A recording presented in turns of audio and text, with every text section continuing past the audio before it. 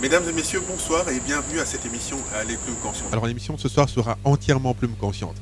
Alors c'est vrai, vous vous posez peut-être la question, comment se fait-il que l'émission qui s'appelle Plumes Conscientes soit Plumes Conscientes?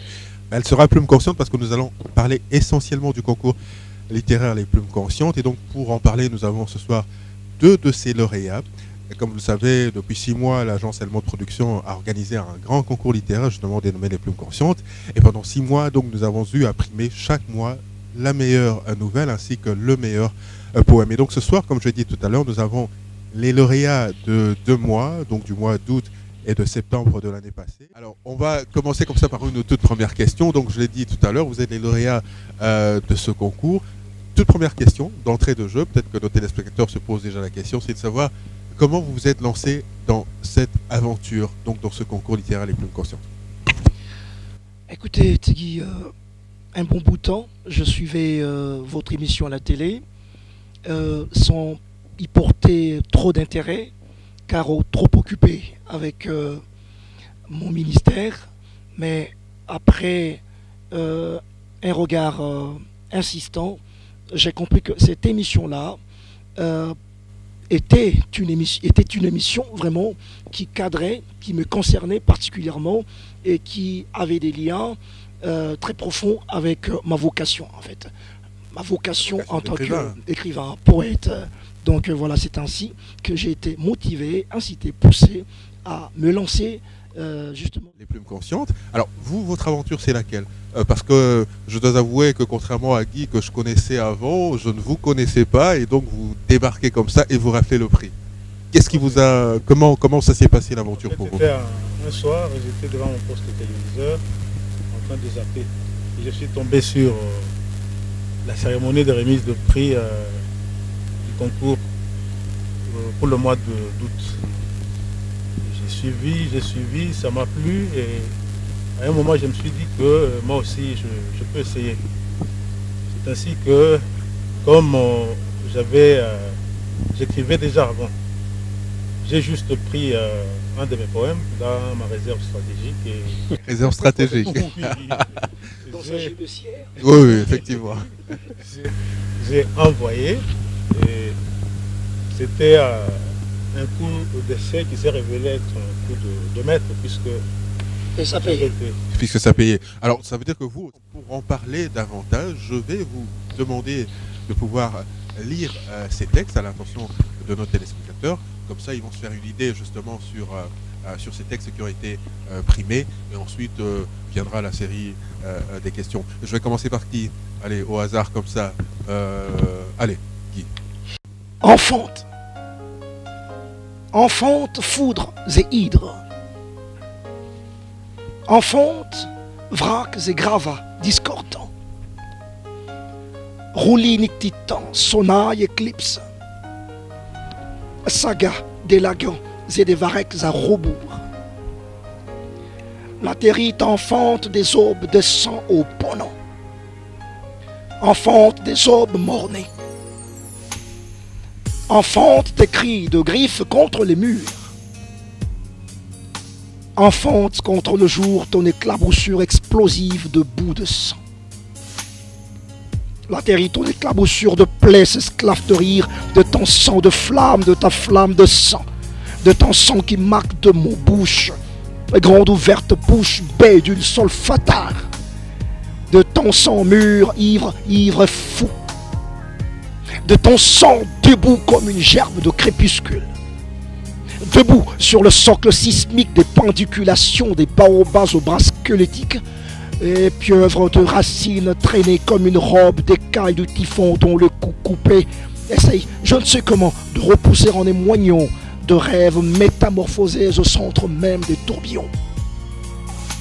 Naissance d'un essaim de lucioles, Une tornade en cerceau de gemmes étincelantes, en danse de serpents charmés, en transe vrillée, de papillons aux ailes de phosphore. Latérite, son de ma bouche, sans voix, toi le soleil de ma mémoire. Sans toi cornu, latérite de chair. Latérite informe silence béant. Latérite de vie future non achevée.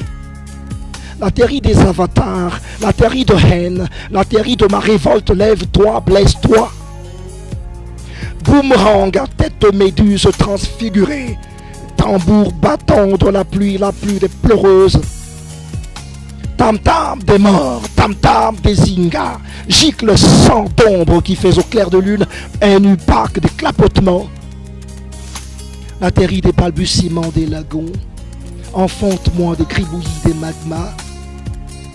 La nuit gonfle dans ton ventre, gerbe de ton sexe, des convulsions des geysers de mon cerveau, gerbe des aurores nocturnes qui sont des soleils couchants. Et germe-moi de toi, du tréfonds de toi, de ta main tiède, de tes entrailles amères et douloureuses. Je dis simplement, waouh, j'ai envie de vous applaudir. J'ai vraiment envie de vous applaudir. Et c'est la même émotion que j'ai ressentie la première fois que je vous ai entendu le lire, au point que j'ai pas envie de vous poser à vous la question en premier. Je vais la poser à Alain, justement, Tito, qui, comme je l'ai dit, a été membre du jury. Alors, qu'est-ce que ça vous a fait de vous retrouver devant un tel texte? Ce texte-là, c'est un texte, lorsque vous le lisez et lorsque vous l'entendez, ça sort votre sensibilité de son lit. Ça veut dire que vous avez l'impression d'être secoué. Ça veut dire, on est devant ce que j'appellerais une violence inouïe. Beaucoup de lugubre. Oui, on ressent la violence. Et puis, il y a ce que j'appellerais, si l'on doit considérer la créativité de l'auteur, c'est une beauté éblouissante. Ça veut dire que quand on voit déjà la disposition de mots des différents vers, on se rend compte que c'est lui qui a sécrété ces textes, c'est quelqu'un de très cultivé. Donc ça veut dire qu'on est devant, je dirais, si on prend le texte et les transforme en tableau, ça doit être un tableau effrayant. Hein, parce que franchement, oui, en même temps, c'est une forme imagée, mais c'est comme ça qu'on peut le ressentir. Oui, c'est quand même un tableau effrayant parce que moi, tout à l'heure, il était en train de le lire, j'avais l'impression d'être transpercé de tous bords. Je me disais, mais Guy, quand j'entends qu'il est pasteur, je me dis, mais Guy, c'est quoi, tu es un volcan en sédition? Qu'est-ce qui se passe en toi pour que tu sécrètes des choses comme ça? C'est vrai, on va prendre le poème de Laurent, qui est, ma foi, à l'opposé, en tout cas en parlant de style. Hein. C'est un tout autre style, mais qui vaut la peine d'être souligné, qui vaut la peine d'être apprécié à sa juste valeur. Son poème s'intitule « Si le français ». Et allez, je ne veux pas faire commentaire dessus, mais pour moi, c'est une magnificence du français. Et je voudrais dire déjà ce que je pense de ce texte, à l'intention justement des décideurs, à l'intention des organisateurs du sommet de la francophonie qui arrive très bientôt. Je pense que ce texte, et ça je le demande humblement au nom de l'ensemble du comité d'organisation du concours littéral Les Plumes Conscientes, je pense que ce texte devrait être le porte-étendard de ce sommet de la francophonie, une façon pour nous de magnifier la langue française. Vous allez comprendre pourquoi je le dis, peut-être après la lecture de ce texte, de ce poème donc de Laurent Calombo, je rappelle lauréat du concours littéraire Le Plume Consciente pour la catégorie poésie du mois de septembre 2011. Laurent, je vous laisse déclamer votre texte. Si le français était un chant, j'en ferais l'hymne de ma vie. Et aux sons esquis de ces mots, j'exposerai continuellement mon âme en quête d'harmonie, de symphonie. Si le français était un fleuve, je bâtirais ma demeure non loin de ses rivages, afin d'être tout le temps bercé par les vagues apaisantes de ces mots. Si le français était un champ fleuri, je laisserais mon regard l'explorer dans son immensité et je cueillerais quelques-uns de ces mots, ces joyaux scintillants, pour composer un bouquet à offrir à ma bien-aimée.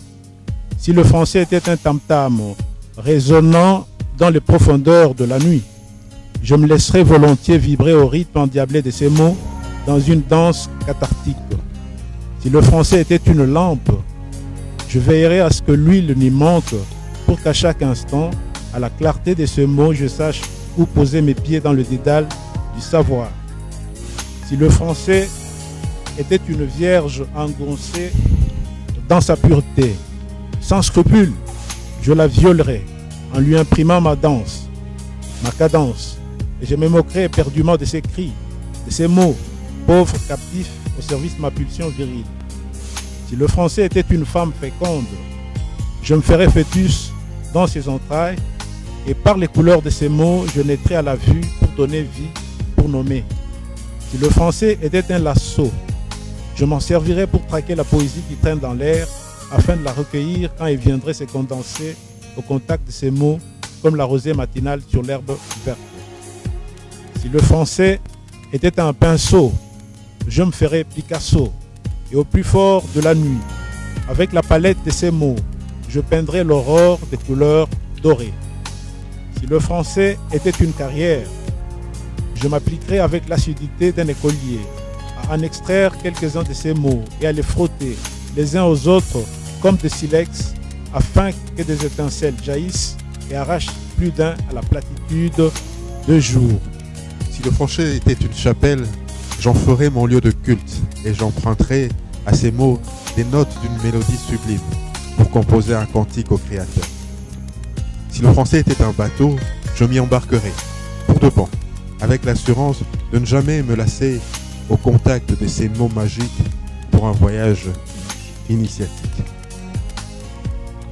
Si le français était une Kalachnikov, je me ferais franc-tireur, et par une salve de ces mots, je percerai la cuirasse de la conscience, et ainsi j'atteindrai le mal en sa source.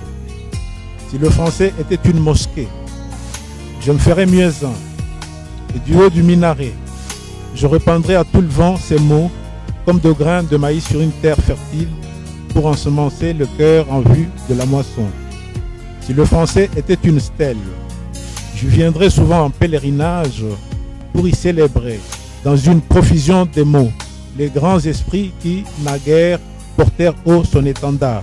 Si le français était un pays, même sans papier, je séjournerai sur son sol, car en dehors de ces mots, rien n'est exigé, ni visa, ni permis de séjour, pour pénétrer sur son territoire, chasser sur ses terres, savourer ses mets les plus délicieux, visiter les plus fabuleux de ses sites, côtoyer les plus illustres de ses fils et s'adonner à la libre expression.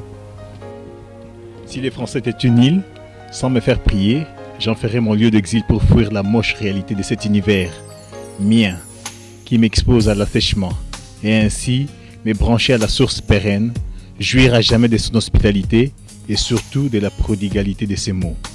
Si les Français étaient un trait d'union, j'en userais à temps et à contre-temps, en me servant de la chaleur de ces mots pour jeter les ponts entre les différences et célébrer l'unité dans la diversité. Si un jour, le français venait à être couronné, sa victoire serait le résultat des exploits de ceux, anonymes ou connus, et qui se seraient illustrés par des coups d'éclat sur le champ de ces mots.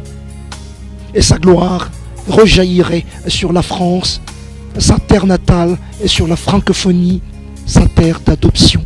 Alors, Ça, là aussi j'ai envie d'applaudir, parce que finalement c'était spontané, que chacun de nous ne s'est pas interdit de pouvoir le lire. Alors, je reposerai la question à Laurent tout à l'heure, mais j'aimerais bien revenir à notre cher ami Alain Tito Mabiala, membre du jury.